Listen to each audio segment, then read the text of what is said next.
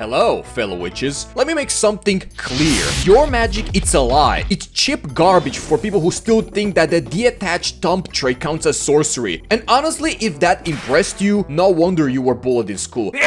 But do you know what real magic can bring you? Boundless power, control over the elements, unlimited riches, all for the tiny, insignificant price of your sanity. Are you interested? Good, because I'm about to show you how it's done right after I turn this dollar store one into a long-range delivery system for a miniature warhead. You might want to take cover. Oh my god. What just happened? Oh shit, it's on top of his head. I'm about to blow. Oh!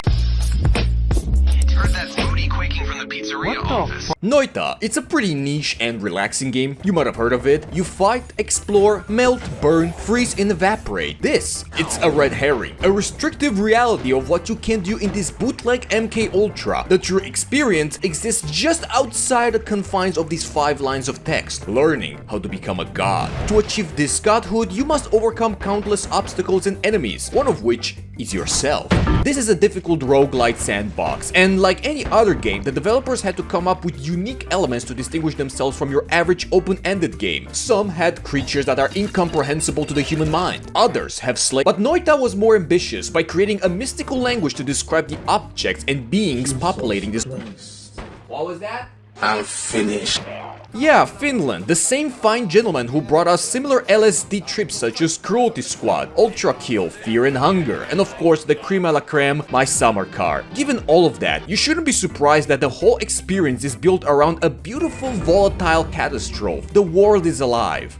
Well, as alive as millions of interacting pixels can be. For example, you have a barrel laying around and you decide to shoot it and it explodes. Since it was filled with flammable oil, droplets fly everywhere and ignite. The nearby snow melts into water, which turns to steam and then condenses back into water droplets. That's impressive, until you realize that every single pixel is capable of simulating your death. Walk through the fire started by a mage, fail to put it out and die. Cast a thunderbolt that conducts through a nearby metallic surface and paralyzes you, forcing an abrupt death in the fire underneath. Or maybe you're just shot into a pool of water that instantly freezes as you try to get out, leaving you trapped just long enough for your own wand to electrocute you via the water layer beneath. The lethality of the environment is balanced by the oppressiveness of the wand you're holding. Wands are a core part of Noita, but they're just carriers. The real power lies in the spells inside. These don't automatically give you a win on a silver platter. In fact, what you sometimes receive is immediate lobotomy. And this is where the real beauty and malice comes out. The game tells you absolutely nothing. It might show you the rudimentary purpose of something, but most of the time the information you receive is either cryptic or menacing, deliberately discouraging you from truly grasping the gist of it. Yet even if every run ends in death, there is one thing that remains with you: knowledge. And in a game like Noita, knowledge is better than any spell, any perk, or any stupidly overpowered wand you could ever hold. If I were to explain how this game really plays, we'd be here talking for hours on end, and even the most qualified gods still don't know everything. So how about we go through this together? There will be spoilers, but let's be honest, given the sheer overwhelming amount of things to be discovered, I don't think most of you cared about spoilers to begin with. Shut your bitch ass.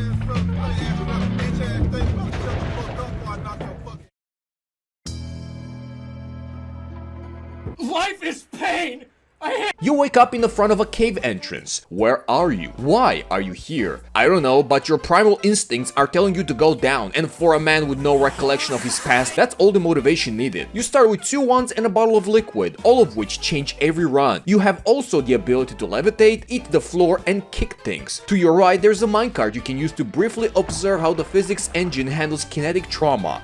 The first biome is the mines, and just like you, almost everything here is quite flammable. You can avoid such a crispy demise with the best item you can start with, the bottle of water. As long as you are wet, you can freely walk through fire with no problems. But hypothetically speaking, what do you do if you don't find or start with water, mud, or swamp? Well, the second ubiquitous liquid you can find is blood. It's essentially the same thing as water, which means bathing in the blood of your enemies is a valid tactical advantage. Unless the enemy bleeds toxic sludge, in which case you're just marinating yourself in Shrek's piss. The wildlife is not exactly thrilled to see you invade their naughty putty cave, so they attack you on sight. There are worms, giant worms, a crackhead with a shotgun, a crackhead dog, and hammies. Killing almost anything will have them drop gold nuggets, which is your currency for later. Sometimes they'll drop twice as much gold than usual. That's a trick kill. You'll notice this occurring when using specific spells or when performing routine tasks such as incinerating a school of spiders, lobbing props into enemies, or through random violent accidents that simply manifest in your vicinity. You assume you should go down to progress, but nobody tells you to do that. Take your time, thoroughly check the biome for wands and treasures. Go to the left and you'll enter the collapsed mines. Keep going and it ends with a dark cave, which is pretty self-explanatory. The tunnel is filled with water and without proper way to see, you will most likely drown, so let's return later. On the other side, however, there's a lava lake and an emerald tablet. For some, this is lore. For others, like me, this is just something to throw at things to get trick kills. You can use the bottle of water to cross the lake, and if you keep going, you'll reach a strange structure containing an orb of true knowledge, which initially grants a new spell, and then in the future runs a permanent health increase. Now you can leave this place at... I don't even know how to pronounce it. What is that? Oh, he broke the bridge. I mean, it's okay, he only has 800... Did he just teleport me into the lava? With a chunk of knowledge melted inside your cranium, you can start descending until you meet a wall made out of bricks and repeating purple portals. Touch that and you are immediately teleported to the Holy Mountain, a so-called sanctuary placed between biomes. You get a free full health regeneration, a spell refresh, a shop filled with spells or wands, and an altar with perks where you can pick one. You can choose to reroll them, but every time you do that, it will double the price. This is also one of the very few places where you can freely modify your wand and... Obviously, this place is a boon, but you'll have to leave at one point, and the exit is through this tunnel on the right side. By doing that, you'll collapse the ceiling and disable the ability to edit wands. So this is something you want to avoid. The brick wall is pretty solid, and shooting at it with your regular explosives doesn't work. However, if you have a plasma cutter spell, you can easily dig your way out of the mountain without triggering the collapse. But I didn't say your actions wouldn't have consequences. This is Stavari, or Steve, and he doesn't like it when anyone scrapes the walls of this holy monumentum. But what if something else out of your control does the damage? Like, maybe a maggot charges in and out. In that case, sucks to suck. From now on, he will appear at every holy mountain. He's not that threatening if you know how to snap his neck. Though, killing him 3 times will make him call his big brother. If you don't want to deal with any of that, you can make peace with the gods. But what are you, a chicken? Of course not, you are a sheep. You can use any polymorphine to pass the collapse zone without triggering it, as well as many other ways. But for now, let's just proceed into the next biome. Generally, you repeat the same process you did in the mines. The only difference is the enemies you encounter, the better loot you can find, and the increasingly exciting ways of expiring. The first and most regular difficulty spike you'll encounter would be the hissi base. That's because of 3 reasons. 1. Enemies with actual guns are filthy cheaters and will lock onto you instantly when seen. 2. You find out that any humanoid can pick up and cast wands. And 3. They can shoot at you from off screen. Not saying that this only happens here, but it's the most common place to die from all 3 reasons simultaneously. You'll die over and over and over again. You start to think if you're underprepared, if you should even be here to begin with. But you convince yourself that with enough perseverance and a copious amount of warm blood in your gut, you can get over everything the game throws at you. Just kidding, you thought this game wanted you to win that easily? This game will make you its bitch. It's Noita. You know, there are these treasure chests in which you can find gold, wands, potions, and health increases. Knowing very little of this game, even a live bomb is expected. Getting jump scared by a chest mimic? Whatever. But then the game pulls the rug beneath you, rolls you up, smokes you, and then smacks the living shit out of you while you're set on fire. Take the 0.5% chance of finding a leggy mimic. Oh wow, such a rare encounter. I should receive a good item, right?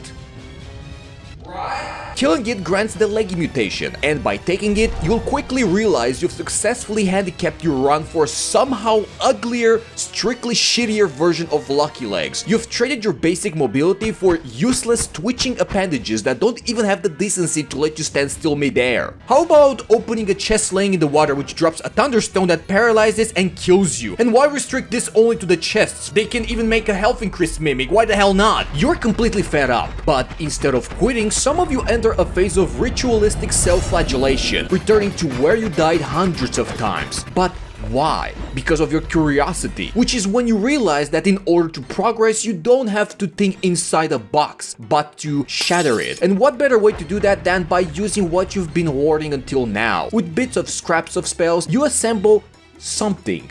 Does it work?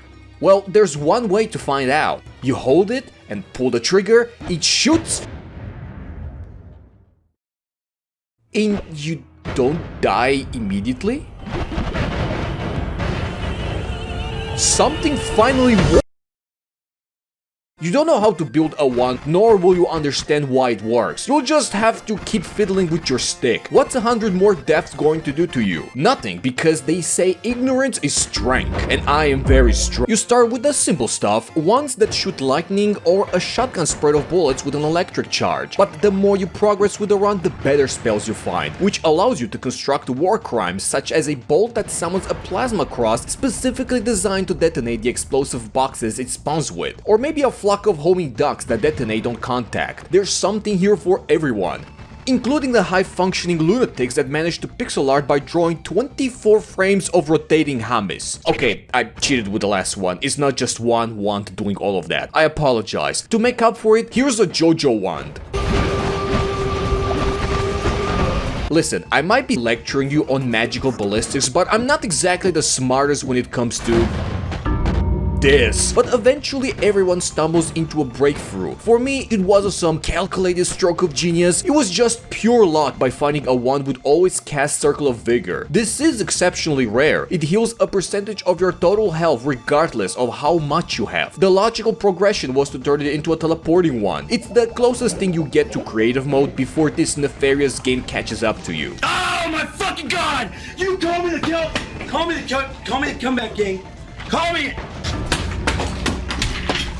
After which I created my first great one. The design is very human. It just shoots as many energy balls as the wand can handle. Very easy to use. It was pretty good. So good in fact that these two pair of wands carried me through the whole game. I kept finding and refining my wand of many blue balls, making it even more obscene, to the point that shooting it would cause me to stick to the wall from the sheer recoil. I was the bringer of carnage. Nothing could stop me. Underground jungle, the vault, temple of art, nobody was capable of putting a stop to my havoc. And then I'm presented with a red portal. Could this be it? Is this why I'm here?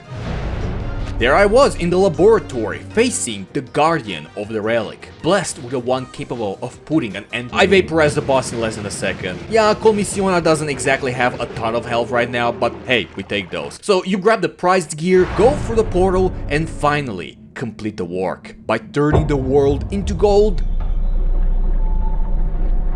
and yourself.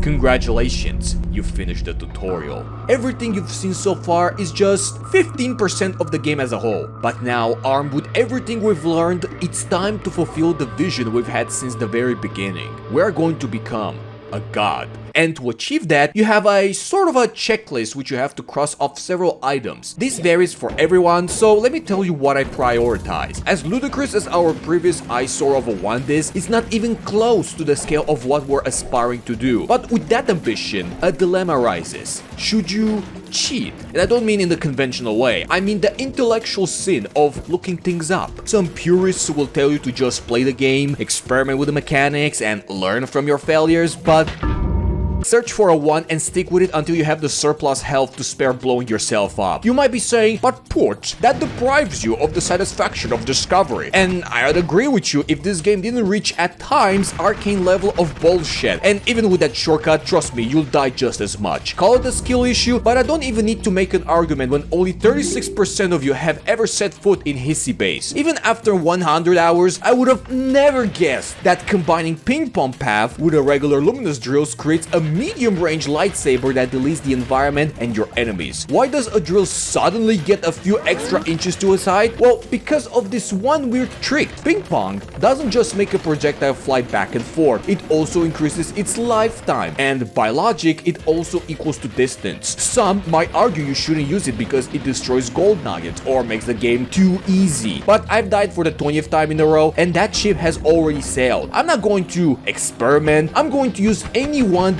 just to get back to where I was, no matter how nasty it is. And if I meet the ghost of my past self holding that exact same one or some other bullet hell sneeze machine, then I'll accept my fate and just fucking die. The next up on our list would be a traversal one. This can be as simple as having a short teleportation ball, not only to cover ground faster, but also to sneak in a cheeky teleport without collapsing the holy mountain. After which you need a wand to dig around. Something that shoots black holes is great at first, but another problem arises. They have limited uses, even with the unlimited spells perk. The only way to get more is by stacking more copies onto the same one or using a spell refresh. So what now? Well, it's quite simple actually. As simple as going to the left side of the mines, traversing the dark caves, finding the ancient laboratory, and defeating the high alchemist to unlock the Greek letters. This enables you to have infinite spells for your damage, digging, teleporting, and healing one.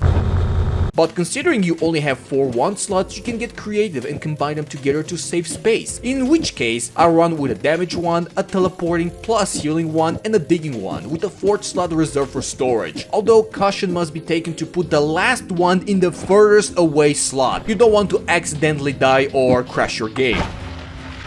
Oh no, But now you know exactly what has to be done. It's time to pay a visit to our old friend, the connoisseur of wands. Check this shit out. This wand shoots a piercing splitter bolt with timer, and because of my Greek letter, I can use the limited cast spells forever. What results is a single bolt that pierces the target, and for every frame it's inside, it casts the last 4 spells repeatedly. Let's try it out. An ambulance! But not for me!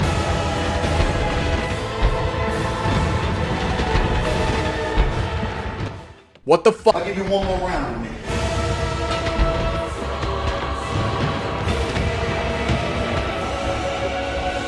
I don't know what I was expecting by shooting it twice. The boss plays dirty, pairing my supernova with the force of 100 of its own while putting up a small little shield to negate my damage. Alright, fine, let's see if this chuckle nuts can outsmart this. What is this?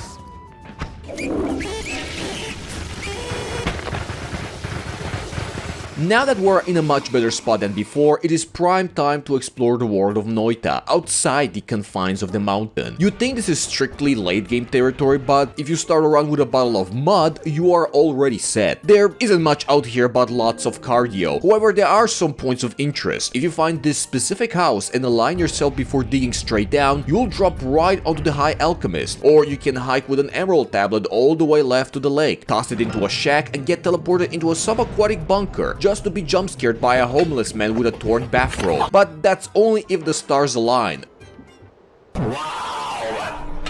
A much more feasible option is to climb over the mountain using a bomb wand, make a short detour to collect the health increase from above, and head into the desert. Keep walking and you'll spot a massive pyramid made out of the same weird brick as the Holy Mountain. You bomb your way in, take a bite out of the spooky meatball boss, unlock some spells, and discover this cryptic research note. This is where the rabbit hole starts. The note points to several music machines that play tranquil music when you kick them. Remember the crystal key dropped by the High Alchemist? Get this, you put the key next to the music boxes and they listen. After going to the 4 locations, you then take the key all the way up to the eastern cloudscape biome, where you find the coral chest, throw the key into it, and you unlock more spells. Now, fill me this, little Noita. How are you supposed to know that any of this is connected? Well, with the research notes, you silly goober, you goofball, you stupid. The puzzle is mentioned through 4 separate cryptic books, the one you just found, a book on the top left of the world, one from another boss, and the last one buried deep in some obscure unnameable structure. Did you know that if you hold the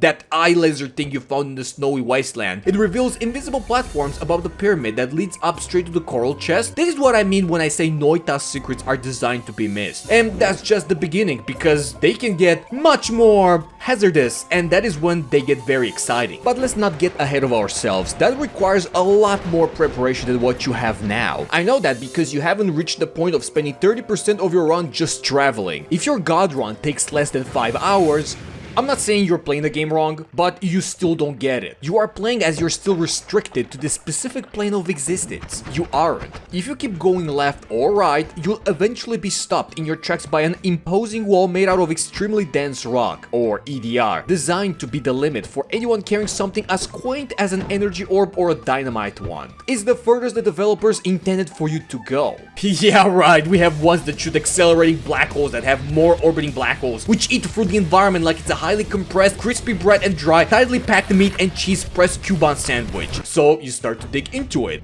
and you keep digging. And you keep digging until you meet a different material named cursed rock. This one not only deals contact damage, but also deals rapid, persistent damage to where it used to be. The game really doesn't want you to go any further, which is a good sign to just keep going further. But chances are you haven't picked enough health increases before starting this excursion. So what if you spray yourself with ambrosia? As long as you're drenched in it, you take absolutely no damage. You can semi-commonly find flasks of it in the world, so make sure to always pick one. But there will be times you won't find that, and in that case, you have to make it yourself. Alchemy might feel methodical and boring compared to wand building, but this tedious pixel mixing is one of the things that will save your skin when you need it the most. And you've been doing this involuntarily since the beginning. Turning toxic sludge into water is the first experiment you'll witness. Another one involves unstable teleportatium, which we can make it less chaotic. For that, you'll need a container, so find a small crevice and pour some slime into it. Now empty a few drops of the unstable teleportatium away, then jump to collect some slime, after which you must agitate the liquid by wiggling your mouse. The result is teleportatium, the safe kind. It teleports you where you point your mouse, which is very good for getting it into a biome above or below without damaging the holy mountain. But knowing Noita, you'll still somehow find a way to get yourself killed with it. You know what I can do? Actually, I have teleportatium, so I can just do this. While we are performing the equivalent of elementary school witchcraft, the true alchemists have moved far beyond the basics by mixing, dyeing and documenting this advanced chemistry. And yet this has been taken one step further. For example, someone constructed an entire alchemy lab containing every single material in the game. Yeah, someone managed to create a base in a game that's not a base builder. This was for a noble cause, the pursuit of unlocking hidden alchemical mechanics. Did you know if you freeze slime and let it defrost near lava, it turns into pea soup? It serves no beneficial purpose beyond making you gassy. But that seems pretty innocent. Until it isn't. Some materials are rare for a very good reason, and containing them can prove difficult, but still manageable. Within this research facility, there is a small SCP-like container holding creepy liquid. Basically, it looks like some purple glowing, harmless water. So why the elaborate containment? You see, it has one unique property, that if it comes in contact with the air, this liquid multiplies, basically creating the flood. The structure is effectively the equivalent of a nuclear reactor shield, preventing a world-ending catastrophe from happening. And how is he containing this? He surrounded the entire thing with a circular layer of fungus. But not just any fungus, secret creeping fungus, a material that turns any liquid into more of itself, including the very creepy liquid it is supposed to contain. Just let that sink in. The only safety measure against global calamity is a wall made of self-replicating fungal substance designed to stabilize a self-replicating liquid disaster. But don't get distracted by that inconvenience, we're still trying to survive the cursed rock. Get some honey from the fungal caverns and that hard earth diamond salvaged from the remaining of a thunder mage. Mix them up in whatever hole you made using black holes, then wait a few seconds for the inevitable residue poison to evaporate, and now you can bottle the true nectar of the gods. With this, you can now go to the world edge and dig a tunnel leaning slightly down. Spray yourself, walk, take pauses to reapply, and don't run out of it.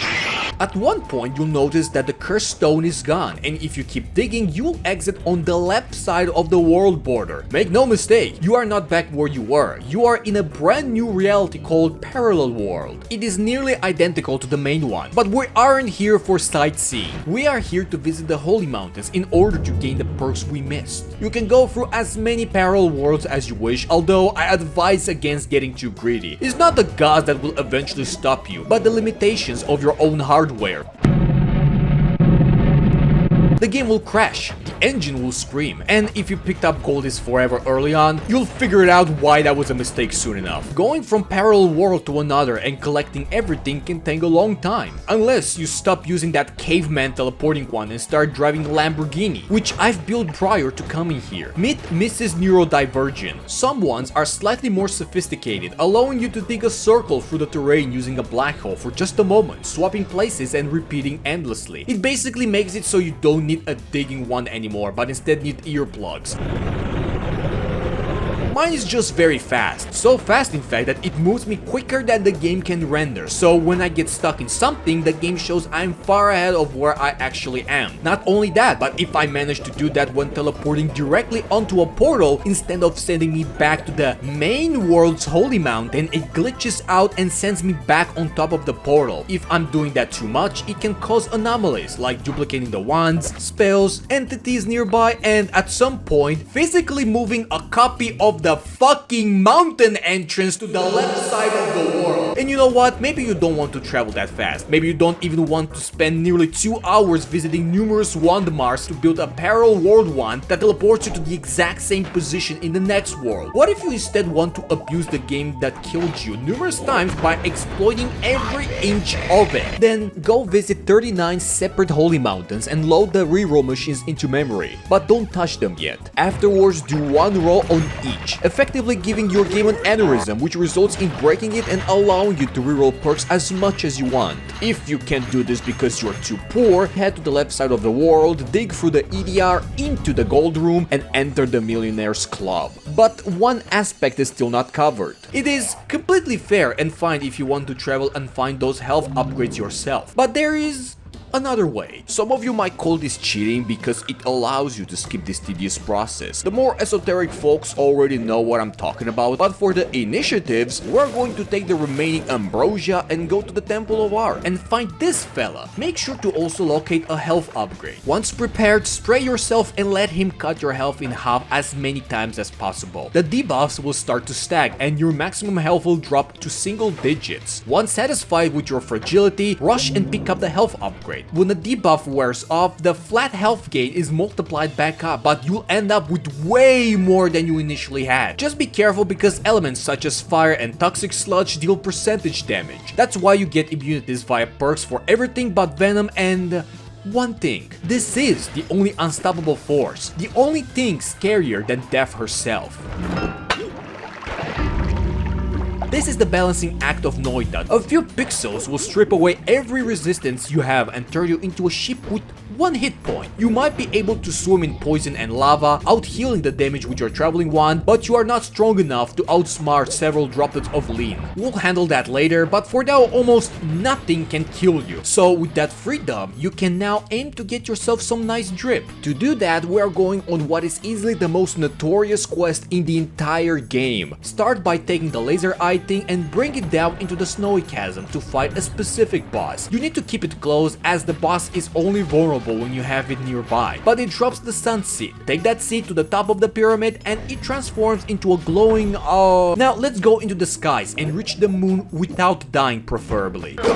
Once there, you dig or eat your way to its center. Drop the sunseed and prepare to carefully blow it up with 6 explosions at once. Honestly, you could do this anywhere, but the upcoming steps are a nightmare if you haven't already nested inside the moon. Once ignited, the seed births a sun egg, and when I said to be careful, I meant it. This thing has a tendency to drift away, and it is surprisingly easy to lose it in this infinite space. Now you must feed our little embryon 100 living creatures. After devouring its meal, it evolves into a star child. Its hunger grows ever stronger. You need to feed the sun all 4 types of elemental stones, like that flaming chicken nugget you've seen on a pedestal. They are rare, but you can actually guarantee a drop by bringing the essences from those diamond-shaped structures over to the essence eater. After it's finished consuming them, you will finally have created your very own sun. Big, plumb, and appearing in every single future run from now on. Just don't touch it, you might lose a finger. Or yourself. But we are not done yet. If we go to the opposite way, deep into the underworld, you will discover a dark moon. You'll have to make another sun, but this time we are going to corrupt it. We do that by obtaining a 5th essence, which we turn into the poop stone. You get it's a poop. The process this time is slightly different. You have to feed him this shit pebble at some point before the very last elemental stone goes in. And afterwards, you could technically finish the job the same way you did the normal sun. But you're better than that. You wouldn't just throw them in from a distance like a coward, right? There's a different way to feed him the stones, and that is by letting him take them from you, if you catch my drift.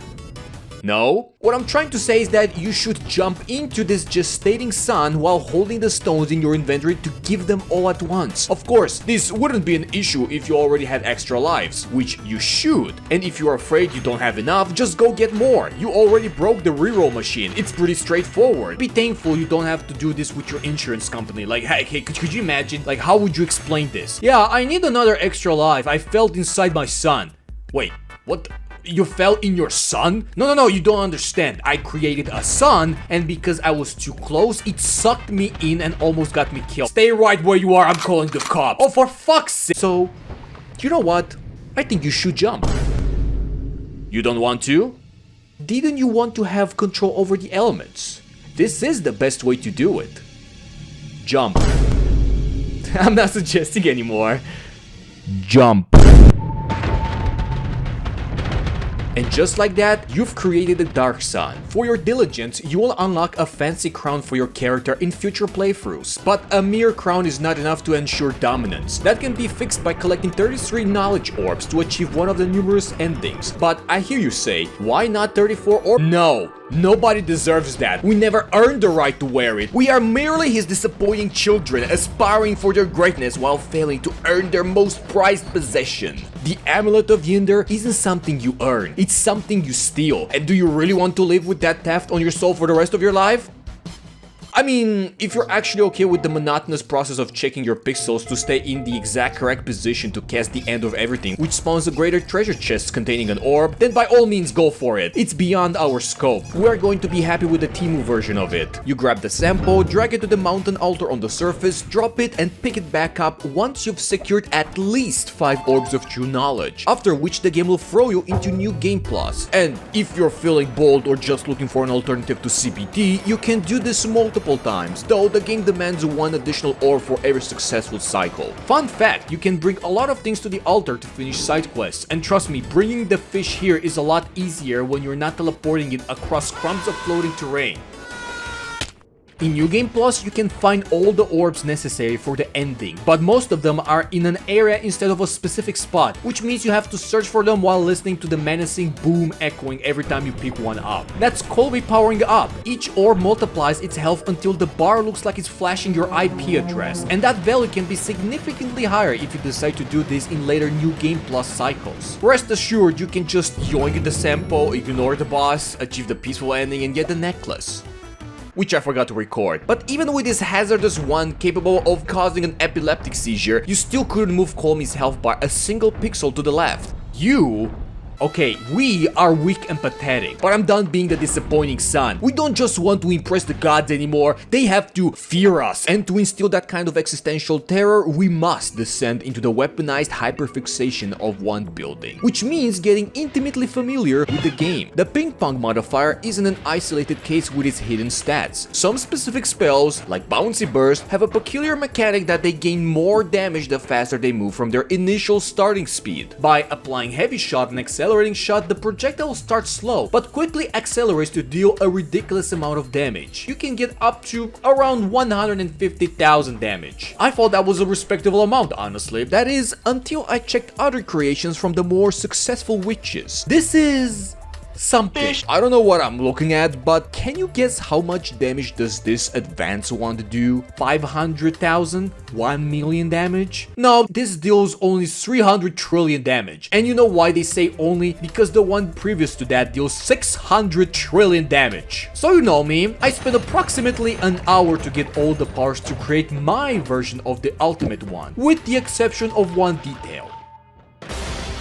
What the sh? From what I remember, a trillion has 12 zeros. My one deals 5 quadrillion damage, which by the way, it's enough to kill Colmy powered up by 46 orbs with one trigger. Why the discrepancy? Two reasons. I didn't have a single spell wand with 26 slots, so I used the Wand of Multitudes, which fires everything at once. The second reason is the stomach capacity. With Eat Your Vegetables and Iron Stomach, you can binge beyond maximum capacity without detonating and gain exponential wand damage. Thus, this combo turned the world into an all-you-can-eat buffet. Here's my signature recipe. Get a few chunky worms, chainsaw them into bits, then blend their corpses into a nutritious slurry of human hemoglobin, worm blood, slime, and dirt. Every edible pixel went straight into my gut, allowing me to increase the damage of a pathetic Sparbolt by exactly 256 times. But does that justify holding S for 10 minutes straight just slurping all of this shit? Yes, it's a necessary evil. Not because I want to see if I can make my damage numbers touch both sides of my screen, but because this is a convenient way to clean up the mess I made while failing to solve my polymorph problem. What happens when you eat fungus? You go on a trip, and if it lasts for over 180 seconds, you'll be tripping balls so hard that you enter a state of hallucination called fungal shift, which makes the game believe one substance is another. I had to hold a bottle of polymorph and pray that the shift transforms it into something harmless. But for no real good reason, I instead started by wanting to fungal shift stuff into healthy porridge, and naturally,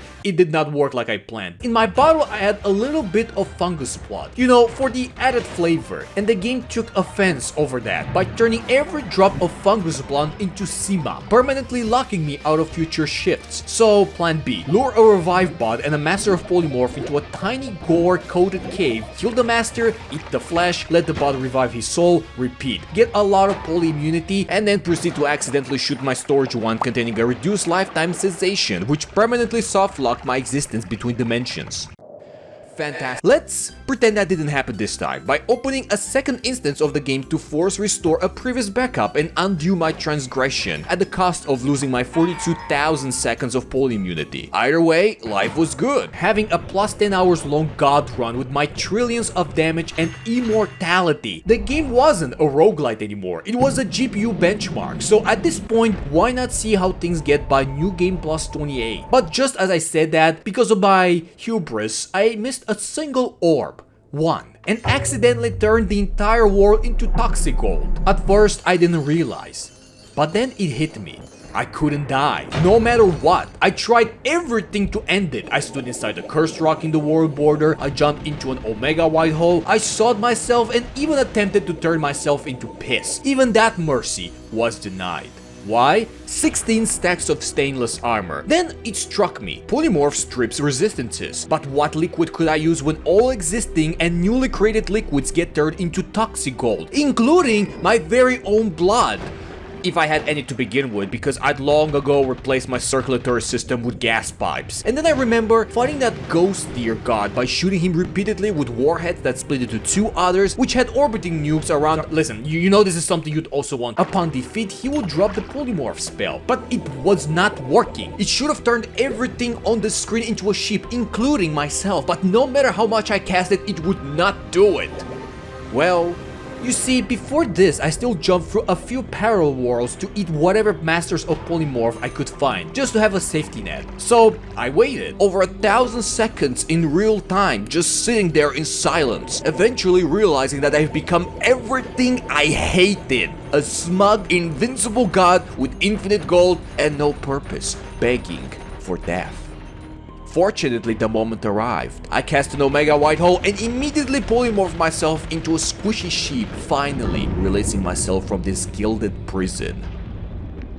And as I'm sitting here, staring at the aftermath, this disaster of an unplayable scenery like it's a crime scene, I have to ask myself, what even is Noita? I'll tell you what.